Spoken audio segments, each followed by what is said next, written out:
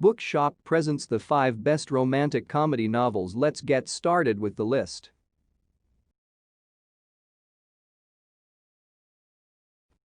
Starting of our list at number 5. The Hating Game.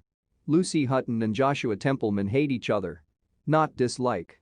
Not begrudgingly tolerate. Hate.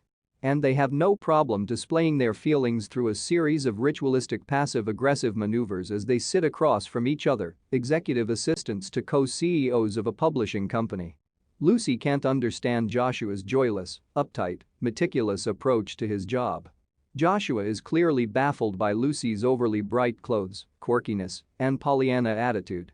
Now up for the same promotion, their battle of wills has come to a head and Lucy refuses to back down when their latest game could cost her her dream job. But the tension between Lucy and Joshua has also reached its boiling point, and Lucy is discovering that maybe she doesn't hate Joshua.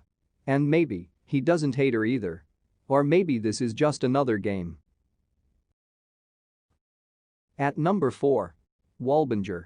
The first night after Carolyn moves into her fantastic new San Francisco apartment, she realizes she's gaining an intimate knowledge of her new neighbor's nocturnal adventures.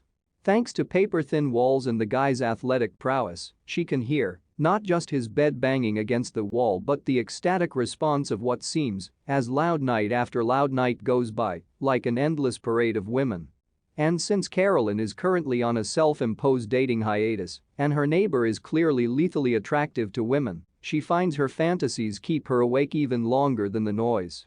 So when the Wallbanging threatens to literally bounce her out of bed, Carolyn, clad in sexual frustration and a pink baby doll nightie, confronts Simon Parker, her heard but never seen neighbor. The tension between them is as thick as the walls are thin, and the results just as mixed. Suddenly, Carolyn is finding she may have discovered a whole new definition of neighborhood. At number 3. The Bromance Book Club. Nashville Legends second baseman Gavin Scott's marriage is in major league trouble.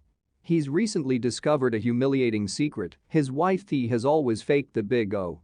When he loses his cool at the revelation, it's the final straw on their already strained relationship. Thea asks for a divorce, and Gavin realizes he's let his pride and fear get the better of him.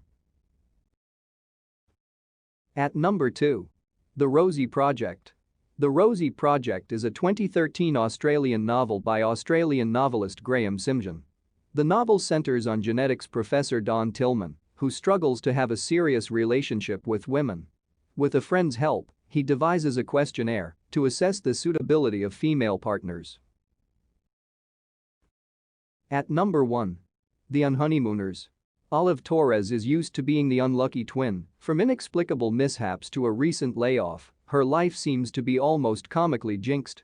By contrast, her sister Ami is an eternal champion. She even managed to finance her entire wedding by winning a slew of contests. Unfortunately for Olive, the only thing worse than constant bad luck is having to spend the wedding day with the best man and her nemesis, Ethan Thomas.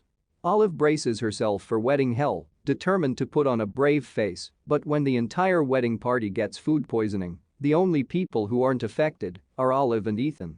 Suddenly there's a free honeymoon up for grabs, and Olive will be damned if Ethan gets to enjoy paradise solo.